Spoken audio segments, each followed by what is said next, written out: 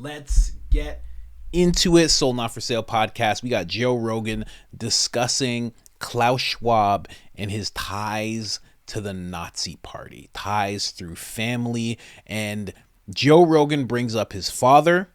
I'm going to go a little deeper, and you just let me know what you think. I'm sure you already have an opinion when it comes to Klaus Schwab already, but let's just get right into it. Don't forget about IamCoachColin.com. We got Sold Not For Sale, different variations. We got Cancel Hollywood, newest design, Stop Worshiping Celebrities, Public Enemy #1, speaking of the devil himself. And if you want a discount, it is I Am Coach Colin, all capital letters, all one word, one L in the name Colin.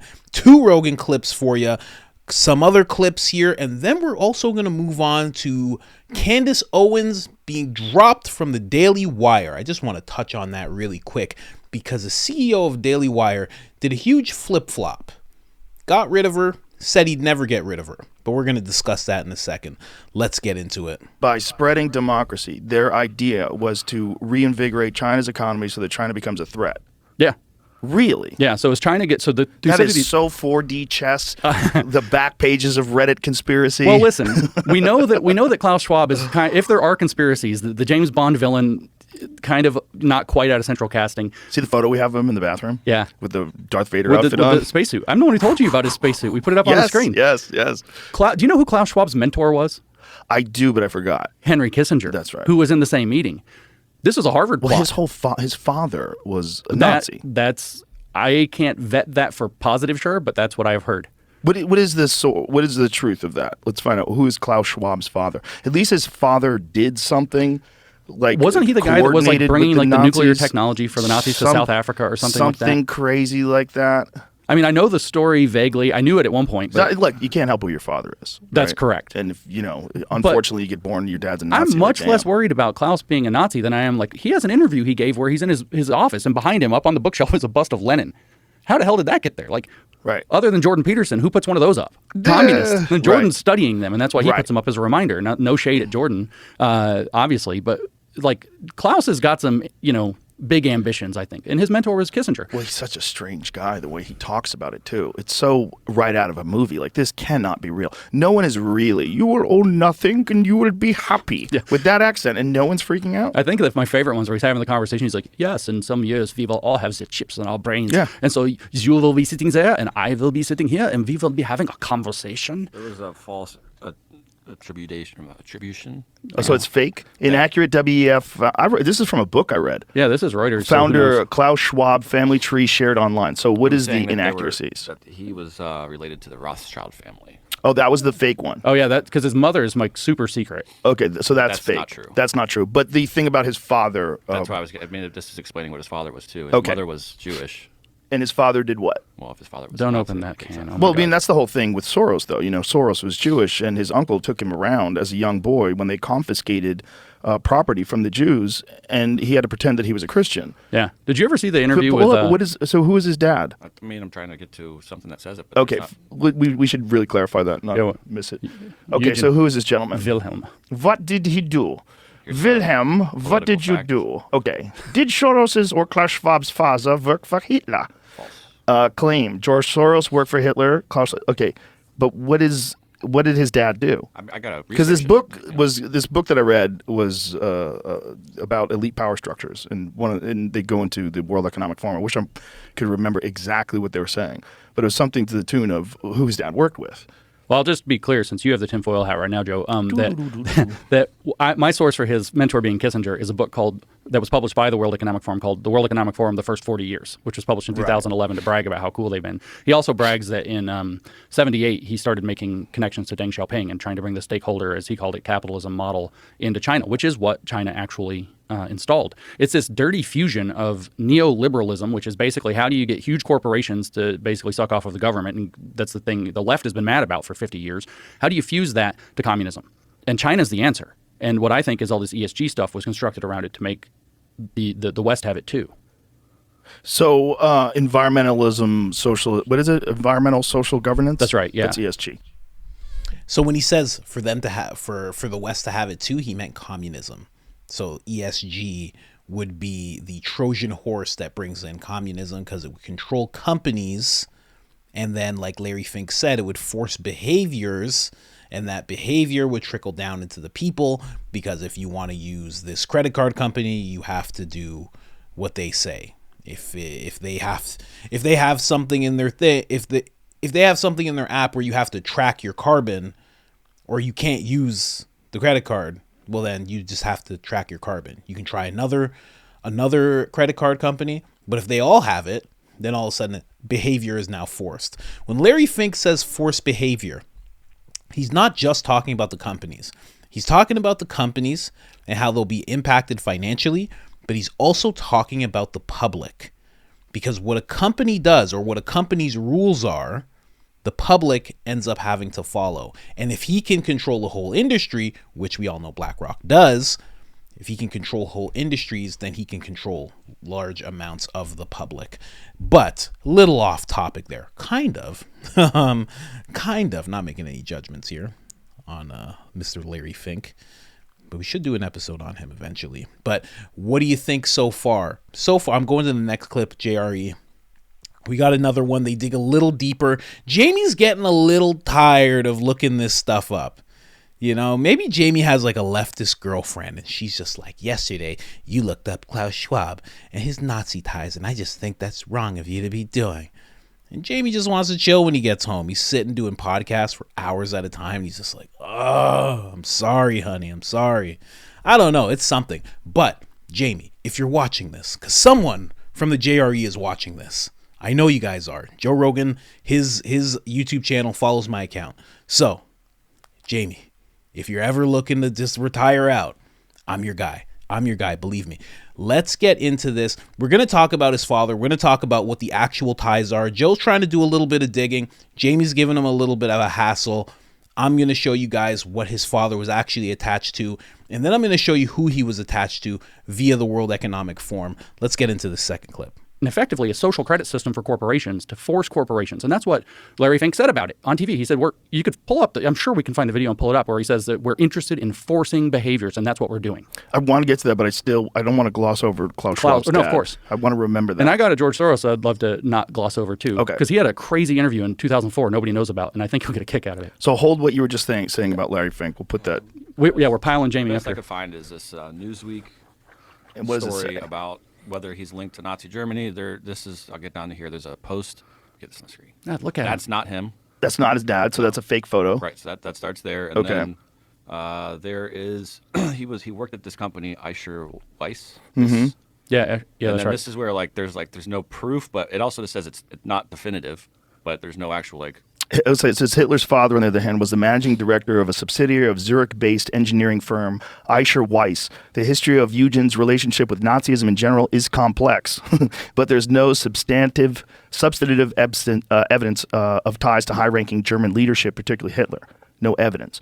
A fact check published by accredited German journalist DPA used denazification records to uncover that Eugen Schwab was a member of some National Socialist organizations, but that alone does not prove any relationship to German high command or a belief in Nazi ideology. But wait a minute, but the German National Socialist organizations back then essentially were Nazis, right? Yeah, that is by what definition it means. Nazi, yeah. That's what it means. Like, that's what Nazi means, That's right? National Socialismus, yeah. So this is a weird sort of Feels a little glossy. dodgy. Yeah, it's dodging, right? Well, and it says he doesn't have evidence of ties to high-ranking leadership. But he says he was a member of organizations tied to the party, just not Hitler. But hold this. While the Escher Weiss branch in Ravensburg, Germany, which Eugen managed, used prisoners of war and forced laborers, it's not clear whether the company was forced to do so by the Nazis or because of a lack of workers. Wait a minute. you just admitted 100% that he's a Nazi, because that's what Nazis did. They used prisoners of war and forced laborers. So they ran prison camps with probably Jews. So what does that mean? That's what the Nazis did. Like, are we arguing over semantics? Well, they are. I don't think we are. That seems like, but that's an incredible argument to say that he managed a plant. He managed the branch that used prisoners of war and forced laborers, but we're not clear whether he's a Nazi. This is a weird article. It's super weird. Newsweek. Well, maybe Newsweek was like, you got to be real careful with what you say. I mean, here. it's the a bit of a claim damning was that accusation. He was a confidant of Hitler, and I think they're just saying there's not proof that he was that close to him. He could have been doing. Okay, let's. But this is weird, right? They're discrediting it by saying maybe he wasn't that close to Hitler. There's no proof. But what they're not discrediting is that he did exactly what was horrific about what the Nazis did in World War II. Yeah, and I saw the word plutonium up there, so the nuclear stuff that we were talking about is connected. But what too, a weird article. Very weird article. That's how much power is at the top. Yeah, well, that you have to write weird articles like that, going, well, there's no real proof that him and Hitler were homies. Yeah, he was just a member of some National Hitler was Socialist not, organization. unlike reports, Hitler was not his top 9 on MySpace. I mean, that would be like, you'd think that they would write the article like about me because I've said like make America great again before, but I've never met Trump. So like, would they write the article like James has never met Trump? No, I got an SPLC profile that's sort of the other way around. Did you know I'm an extremist now, by the way, Joe? I think I am. Oh, well, I think I've been labeled that. they put me in a category called General Hate. So I sent a letter formally thanking them for the title. I am General Hate. Like it's like a war, general. Yeah. I totally anyway, I'm funny. That was a funny joke, man. Joe just doesn't laugh at jokes. You got to be like Dave Chappelle level for him to get, or you have to be like, Mark Norman making a not funny joke for Joe to laugh. Oh, I still want to know who Cat Williams was talking about. Those 6 comedians that have never been funny. I still want to know who they are so bad. I have a good idea though. Now, Joe's not wrong. Jamie's pulling up all this stuff. He's saying this is false, that's false. It's actually not wrong, and it's actually pretty easy to find. Here, look, Klaus Martin. Huh. Interesting middle name for this guy. I don't see him as a Martin. If I ever meet the guy, I'm going to call him Martin. I'm going to say, hey, Martin, just so he knows I've been looking into him. Martin Schwab was born March 30th. Oh, birthday coming up, 1938. Okay, so the father, mother, blah, blah, blah. His parents, where is it? Yeah, right here. So his parents moved to Switzerland from Germany during the Third Reich in order for his father to assume the role of director at Escher Weiss AG, an industrial company and contractor for the Nazi regime. So the guy worked for the Nazis. That's what all this is about. Was he a Nazi per se? No, but he worked for the Nazis. He worked directly for them. He helped them deal death. That is Klaus Schwab's first connection to the Nazis. Now, does it get deeper than that? A little bit. We can just talk about what that company actually did. During World War II, the company was a supplier for the German war effort, manufacturing and supplying flamethrowers. So it's not like he was just, their carpet salesman, or their uniform salesman or anything like that. He was helping these people with flamethrowers, and God only knows what Nazis were doing with flamethrowers. Now, the next connection is this gentleman. Now, if you don't know who this gentleman is, how were they connected? The Dutch prince was a former Nazi member. How are they connected? Well, this is the gentleman right here. And if you don't know about this gentleman, he is actually one of the co-founders, one of 2 co-founders of the Bilderberg group. So, for him, I got a little bit of information here. The wife actually looked this up because we do have a video on the channel. It looks into the direct connection between the World Economic Forum and the Bilderberg Group. So this gentleman ran the Bilderberg Group. He founded it and he ran it. So there were documents found in Humboldt University in Berlin that listed him as a Nazi Party member until 1934. He then went to work for IG Farben, a manufacturer of poisonous gas for the Nazis. So again, 2 gentlemen who, one gentleman had direct ties, and he went on to help make the gas, which is some of the most crazy stuff that you can possibly hear of when it comes to the events that happened during the Holocaust, which was the gas, the poisonous gas. So he helped them make that. He helped dramatically make that gas. I'm just hearing something and I'm like, I want to tell that person to be quiet. So he helped with the gas. He's a founder of the Bilderberg Group. If you didn't know, Klaus Schwab was in the Bilderberg Group when it was first all being, not when it first started, but he was a part of the Bilderberg Group for a long time. Him, Henry Kissinger, which is his mentor, that is a real thing. So his ties are his father had a direct link to the Nazi regime, and then he was in an organization, the Bilderberg Group, where the founder was actually in the Nazi party. So his Nazi ties run deeper than the average person. Let's just say that. And like Joe said, you can't help who your father is, but you can help whether or not you join the Bilderberg Group. That is a thing you have a choice in. And then he left the Bilderberg Group in 1970, I think 78, and he went on to start the World Economic Forum. The World Economic Forum back then was called World Economic Management, something or organization, something along that title. And then he turned it to the World Economic Forum later on. Kept Kissinger as a mentor. Kissinger was still in the Bilderberg Group. Still to this day, he's in the Bilderberg Group. So he's had a direct link to, it's founded by a guy who was a Nazi. I'm not going to call it that type of organization, but how can you not? Are the ideologies running through that? Kind of. It kind of seems like it. They work in secret, so it's hard to say what's going on in the Bilderberg Group. But you can definitely say that the World Economic Forum seems to have that type of thing. And then when you think about it, it's a guy who talks like this. Do you think a guy who talks like this has ties? Has any deep running ties to that type of regime still in his blood? The technology now is, and digital technologies mainly have an analytical power. Now we go into a predictive power, and we have seen the first examples, and your company very much involved into it.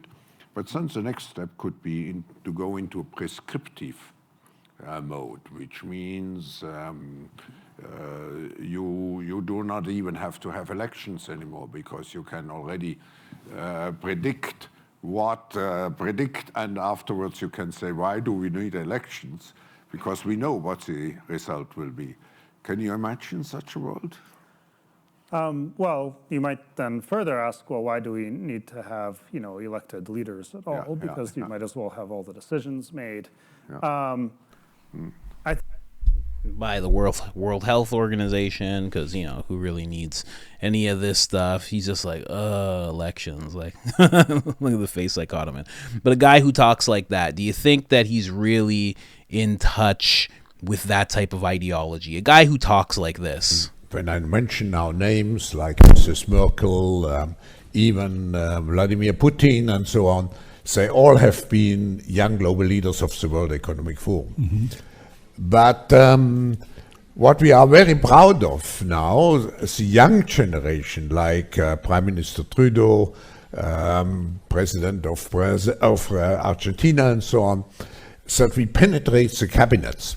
So yesterday I was at a reception for Prime Minister Trudeau, and I know that half of this cabinet, or even more, half of this cabinet are actually young global leaders of the World Economic Forum. Half of the cabinet. That right there is why Canada is in the position that it's in. Trudeau, young global leader, attaching himself to Chrystia Freeland, who's also a part of the World Economic Forum and the Bilderberg Group, and has the same type of ties that Klaus Schwab does, and more than half the cabinet he knows. And if you notice, he didn't say are part of the World Economic Forum. He said are for us. Like he was thinking of how to phrase it as he was saying it. He was like, oh, I probably shouldn't say that, but they are for us. That's why Canada's in the position that it's in. And that's why you see so many odd bills get passed and pushed. If you didn't know, the Restrict Act was actually presented by a senator who is actually in the World Economic Forum as well. So just interesting stuff there. So let me know in the comments, what do you think about Klaus Schwab? Do you think those ties run deep? Do you think he's still kind of pushing that same ideology? I kind of do. He's talking about chips in people's brains. He's talking about getting rid of elections. I don't know. And then there's just the voice. I mean, everybody knows the voice. I mean, Jesus. It's just like you hear that guy talk. I can't believe that guy doesn't talk, and everyone in the Jewish world doesn't go, oh, Look at this. Look at this. Hold on. Look at this. Quiet. Be quiet. Look at this. We got to do something. We got to tell everybody. I don't understand. Anybody who went through World War II. How do you not look at that guy and go, oh, there's an issue. There's an issue. He's in the Bilderberg group. There's an issue. His mentor is Henry Kissinger. There's a big problem. We have to solve this problem quickly.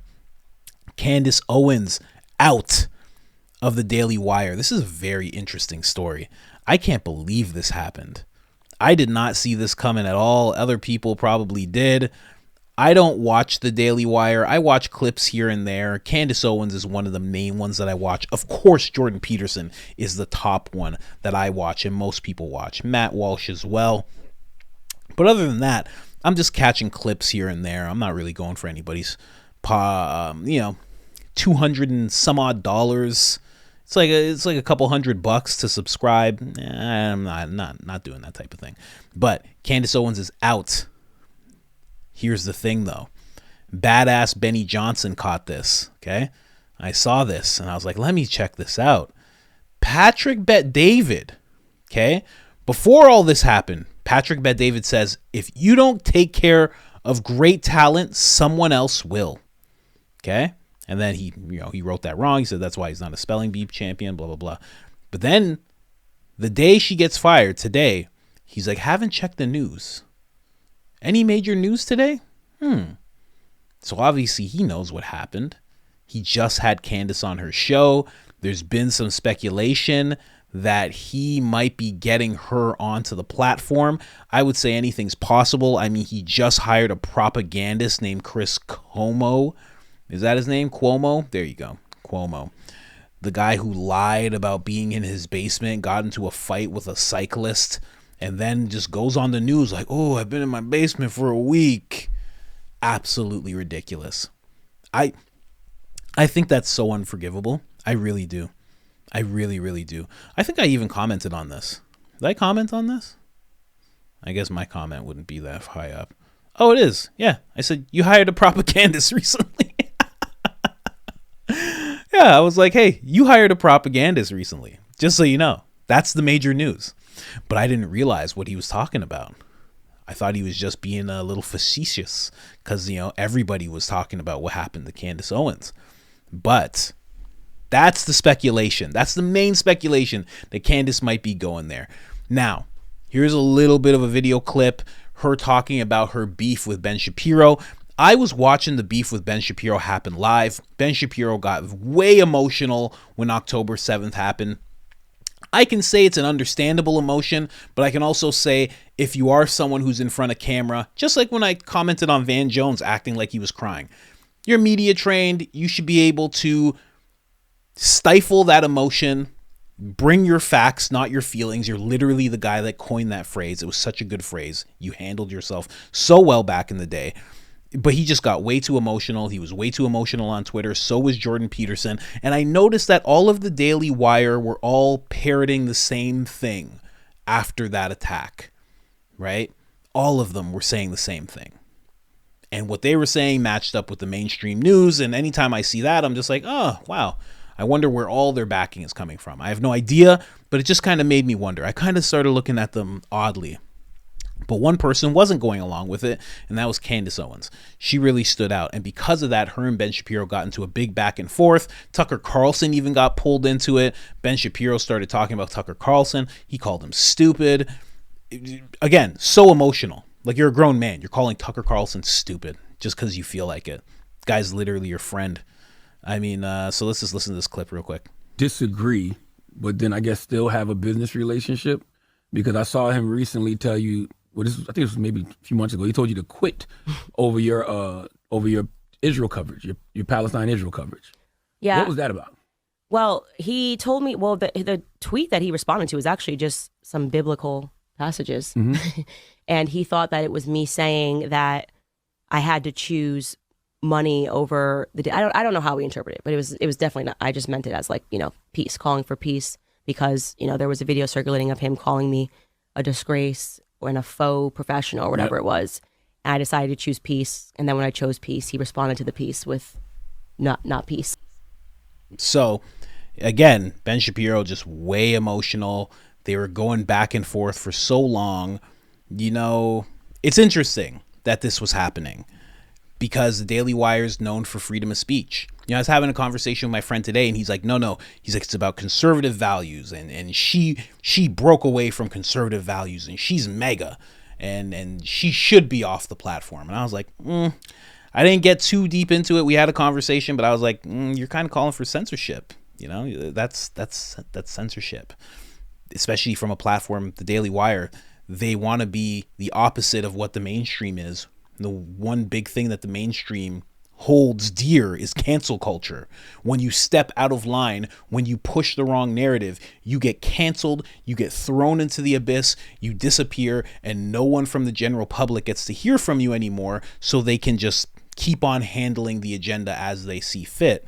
And that's something that the Daily Wire chose to do. It's very interesting. Here's Candace Owens again talking about this back and forth with Ben Shapiro, which is so crazy to be happening. Like, how come? I'm telling you, I want to build this into a media outlet where I can have someone who's on the far left and someone who is on the far right and just have a debate. Like, both of them work within the company. Both of them have a show, bring their views. And if they have a disagreement on something, they have a debate, find common ground, and go get back to work. Like, to have this emotional thing on Twitter and I'm going to call you out because you said a tweet and I think it's about me and I'm going to tell you to quit. It's so wild. So wild. Here's Candace Owens talking on Tucker Carlson's show. I saw the video when everybody else saw it when I woke up. No one warned you about it. Nobody warned me about it. It looks like maybe he didn't know he was being recorded. It looks like it was some sort of a private event. I got no clarity on the issue that he was particularly speaking on. And in what was said, I can't respond to it beyond what he's saying because it's just ad hominem attacks. I don't know. Yeah, because it's not, we disagree or I don't think she's correct or maybe she doesn't know what she's talking about. It's absolutely disgraceful. Yeah, exactly. And so I can't respond to it on a level of intellect because there's nothing that he has expressed in that, at least in that short clip, that he fundamentally disagrees with in terms of what I said. But I will say that I'm not going to respond with the same ad hominem attacks. Yes. I don't think it helps further discussion. And if that was me that was caught on a video saying that about colleagues that I work with, I would be embarrassed. So I think that the video speaks more to Ben's character than it speaks to mine. Has he texted you to apologize or explain or anything? No, nothing. I haven't heard a single word. It just was sort of something that he said. And you know what? Ben and I have many disagreements, so I don't think that that's particularly something that's interesting. We disagreed on the COVID vaccine. We disagreed. Yes. They disagree quite a bit. Now, here's the thing, right? Ben, the video that she's talking about, Ben calls her a disgrace. He's at what seems like a Jewish event, and it seems like his ties to Israel run deeper than his relationship with Candace, which as a Jewish guy, not me, but him, that makes sense. You barely know Candace. She works for your company. You probably have stronger ties and a love for that nation than you do her. But her main argument at the beginning of this, along with Tucker Carlson, was that the American people shouldn't have to focus on foreign events. They have enough things going on. The border, the fentanyl crisis is something that Tucker Carlson brought up, which Ben Shapiro just went mental over. And, just the constant I'm not going to say harassing from Ben Shapiro, but he definitely wasn't letting up. Because at a certain point, you could just be like, that's your opinion. I disagree so much. I'm going to make my content towards my opinion. You keep making yours because you do really well on our channel. And at the end of the day, I'm Ben Shapiro. I'm the co-founder. So whatever does well is doing well for me. And I may not agree with it, but that's how freedom of speech works. And the reason that I'm bringing that up right now is something that his other co-founder, if you don't know, there's two co-founders. One is Ben Shapiro. The other is a gentleman named Jeremy. Jeremy is actually acting CEO. And this is what he said about Candace Owens and her job back when she was under attack, I believe during the pandemic. I'm not exactly sure, but listen to this. Agree. It is really unfortunate how anyone who criticizes Israel, it seems, is accused of anti-Semitism, and that's just point blank wrong. And it also seems hypocritical coming from the Daily Wire, which has really prided itself on being this anti-cancel culture, pro-free speech outlet. Back a few months ago when they were having these public feuds between Candace and Ben, the Daily Wire CEO, Jeremy Boring, put out a statement saying that they would not fire her because they don't regulate the speech of their hosts, even when they disagree with them, saying, quote, Candace is paid to give her opinion, not mine or Ben's. Unless those opinions run afoul of the law or she violates the terms of her contract in some way, her job is secure and she is welcome at Daily Wire. So I don't know what changed since then. As far as I know, she hasn't been changing the content that she puts out on her show.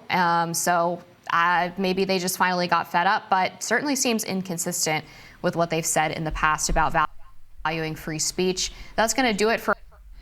So, yes, I did not know that. I just found that. I found that out in that clip that they said if she violates her contract or runs afoul with the law, and nothing that she's been talking about over the past since October 7th and beforehand has been either of those that I know of. Maybe there is a thing where it's like, if we deem something you say anti-Semitic, then we can, nullify our contract with you. Maybe that is the case. I don't know. But if that's not in the contract, then it seems like she's done nothing wrong to get fired from the company. But I will say this. We've seen this happen before. Jimmy Dore and the Young Turks. Jimmy Dore leaves, becomes way bigger. Young Turks, sorry. We saw this with Tucker Carlson just back in April. Tucker Carlson leaves Fox. Even through the little legal spat that he was having, even through the little smear campaign that Fox was doing very low key, he still rose above it. Massive, largest following out of any independent journalist in the world. So he's doing just fine. I think the same thing's going to happen with Candace Owens. Maybe it's not going to be as big as Tucker, but she's going to be just fine. And she's going to come out of this bigger and better, because no matter what, when you censor somebody, when you push somebody down like this, all you're doing really, you feel like you're pulling them back, but it's like a bow and arrow. You're just pulling them back, stressing them out. And when you let go, they're going to fly off, So at the same time, as I'm saying this, I don't think it was bad blood. Candace Owens said, I'm finally free. Daily Wire doesn't seem like they have anything too bad to say about her. Seems like it was very mutual. So if they don't want her because they feel what she's saying about Israel and Palestine, it doesn't match their views as Jewish men, all the power to them. She's going to be very happy as an independent. If she goes to Patrick Bet-David's platform, that's going to be mind-blowing, because she's going to get to have debates with Chris Cuomo. Yeah, that guy. Propagandist. She's going to be able to have debates with him all the time. It's gonna be a really good look for Patrick Bet-David for sure, if that happens. If it doesn't, she goes the Tucker Carlson route and she just starts putting out content. She says her show is going to be back, so there's no legal spat there. Her show is back. It's going to be 5 days a week. It's going to be completely independent as far as we know for now. And I think it's something that the Daily Wire shouldn't have done. I don't think that they should have got rid of somebody because the person had such a differing view. I know that I want to build this out into a media company. Slowly, that is the plan. I know that I want people who are far left. I would love to find a guy who's far left and give him a show and be able to platform him. And I would love to have someone that's on the right and give them a show. And I would love it if both of them would do reactions to each other's videos and then meet like once a week and duke it out. And it's like, why not? And just multiply that. Have a bunch of people like that. Not to even placate to any audience, just because we should be showing people that civil discourse is an option. It is an option. And, I will say, a little biased, but I do see people on the right are willing to have the debates and the civil discourse. I do see a lot of people on the left, they're not willing to sit down with certain people. They're just too good of people to sit down with somebody who's so problematic. I see that a lot. But if we could establish that civil discourse, I think that would be an amazing thing to see. So I wish the Daily Wire did something like that, but they're not me. So maybe that's a company for me to build and not for them. They have their own thing that they're building. We'll see how it does from here on out, because once you censor one person, you're probably going to censor someone else. That's just right now, I'm just looking at it. That's probably what's going to end up happening. So we'll see what they end up doing.